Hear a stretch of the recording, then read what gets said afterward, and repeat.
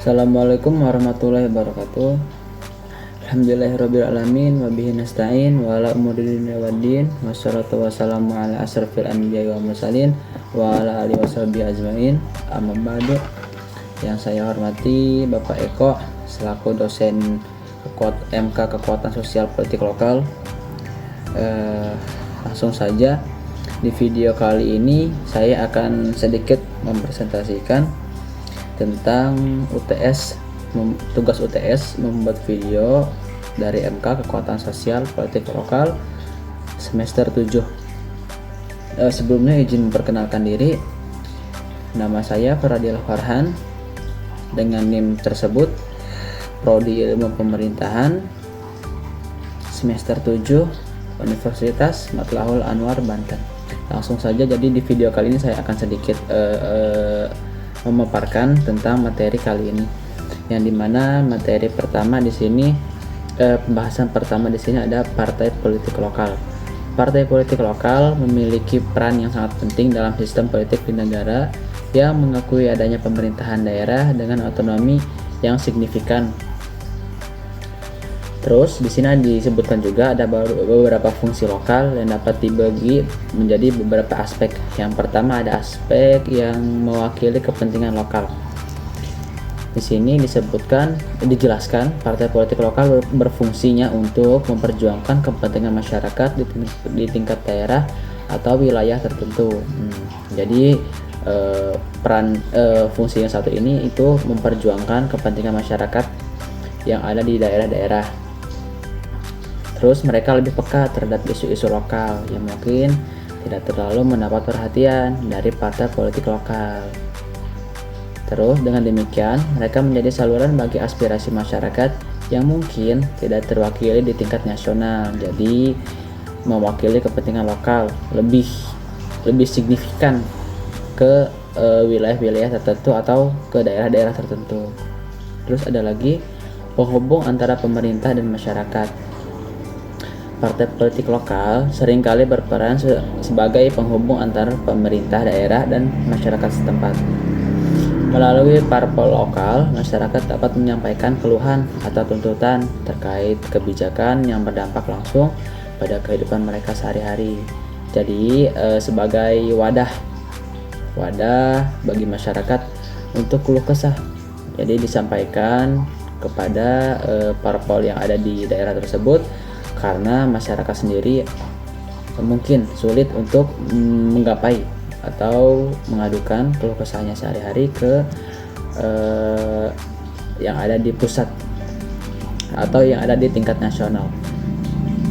Terus ada lagi di slide berikutnya, yaitu stabilisasi politik lokal.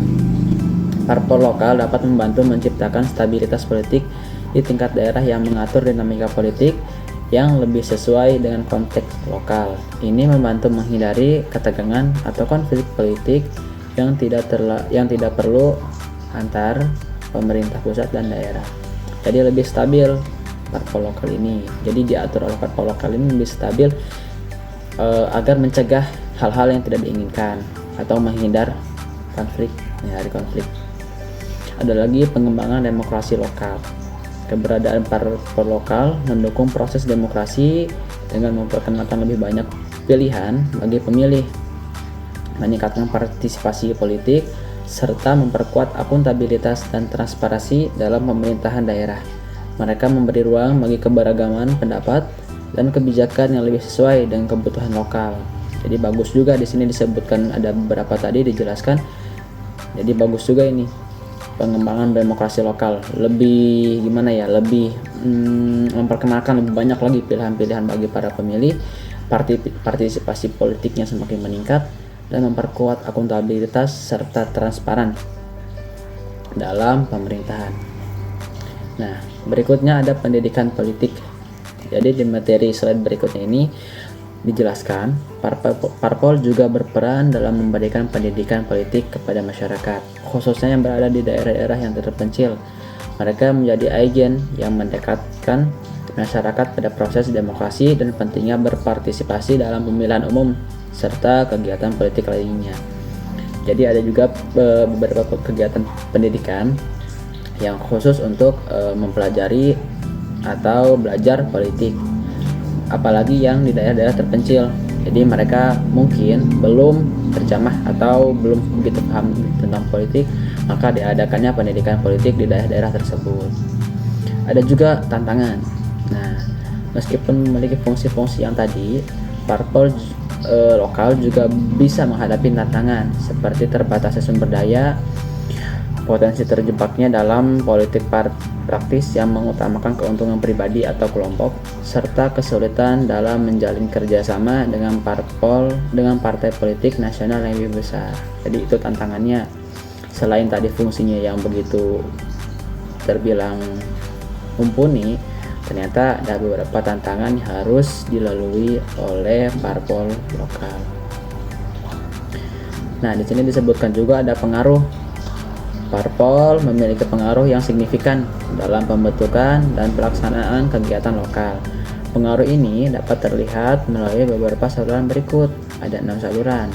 Ada penyusunan kebijakan daerah, pengaruh dalam DPRD, distribusi sumber daya, keterlibatan dalam pengambilan keputusan eksekutif, politik identitas dan lokalitas, dan koalisi serta aliansi politik. Oke, kita akan jelaskan satu-satu. Yang pertama ada penyusunan kebijakan daerah. Parpol lokal seringkali menjadi aktor utama dalam menyusun kebijakan-kebijakan di tingkat daerah.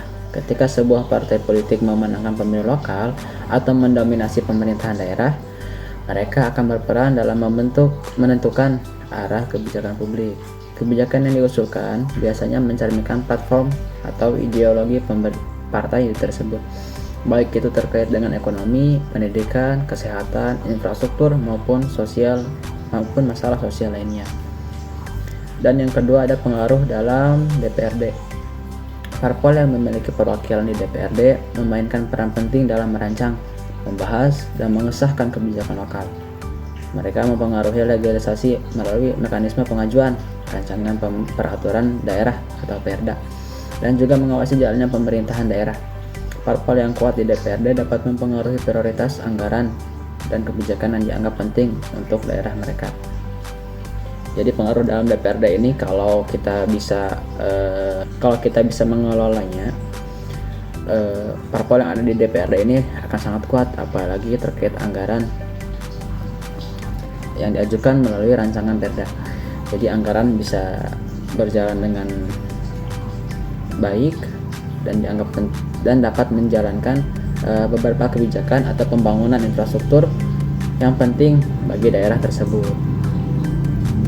Oke, selanjutnya ada distribusi sumber daya.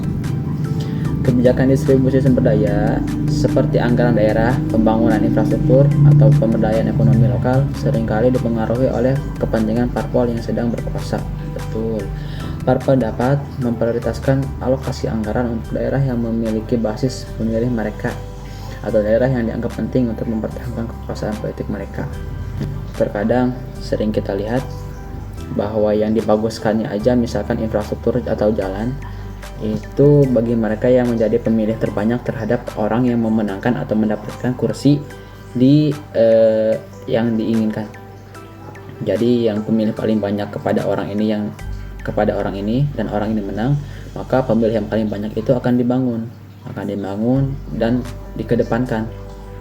Misalkan daerah A dengan daerah B, daerah A ini mendominasi si pemilih dan daerah B tidak mendominasi. Padahal daerah A dan B ini satu kepengurusan gitu oleh si orang ini. Tapi daerah B ini dikebelakangkan. Jadi daerah A aja yang terus-terusan di-upgrade. Daerah B tidak. Ada lagi keterlibatan dalam pengambilan keputusan eksekutif. Kepala daerah, gubernur, wali kota, bupati yang dipilih melalui parpol tertentu biasanya akan menempatkan anggota partainya di posisi strategis dalam pemerintahan lokal. Ini memberi partai politik kekuatan dalam pengambilan keputusan, kebijakan sehari-hari, dan pelaksanaan program-program daerah. Ada lagi di sini politik identitas dan lokalitas. Parpol lokal seringkali lebih fokus pada isu-isu yang bersifat identitas atau lokal, seperti budaya, agama, atau masalah adat istiadat yang sering atau yang menjadi karakteristik wilayah tersebut. Mereka dapat mengusung kebijakan yang mendukung atau melindungi nilai-nilai lokal. yang terpenting bagi komunitas setempat, seperti dalam hal perlindungan lingkungan hidup, pengembangan ekonomi lokal, atau promosi budaya daerah. Ada lagi yang terakhir di sini, yaitu koalisi dan aliansi politik. Dalam konteks pemerintahan daerah yang lebih plural, parpol lokal mungkin membentuk koalisi dengan partai-partai lain untuk mencapai konsensus dalam pembentukan kebijakan. Koalisi ini, meskipun seringkali melibatkan kompromi, dapat menghasilkan kebijakan yang lebih inklusif dan beragam, tapi juga bisa menciptakan ketegangan jika ada perbedaan kepentingan yang tajam. Nah, di slide terakhir, namun pengaruh parpol dalam kebijakan lokal yang tidak lepas dari tantangan. Kadang-kadang kebijakan yang diambil lebih dipengaruhi oleh kepentingan politik dan kekuasaan daripada kepentingan masyarakat, yang lebih menyebabkan kebijakan tersebut tidak efektif atau tidak mencerminkan kebutuhan nyata masyarakat lokal. Parpol juga bisa terjebak dalam politik patronase, di mana kebijakan lebih ditujukan untuk memperoleh dukungan politik ketimbang untuk kemajuan daerah. Sudah dijelaskan dan dapat disimpulkan, memang parpol daerah ataupun parpol yang tingkat ke atasnya maupun daerah atau nasional mempunyai sifat negatif maupun positifnya. Tapi tak lepas dari itu, mereka juga menjalankan tugas dengan baik sebagaimana tupoksinya masing-masing, tergantung pada orangnya yang menjalankan tugas tersebut atau mendapatkan kursi sebagai tanggung jawab menjadi agen pemerintahan. Untuk slide-nya sudah berakhir dan untuk materinya cukup sampai di sini. Saya Fardila Farhan izin pamit undur diri, kurang lebihnya mohon maaf.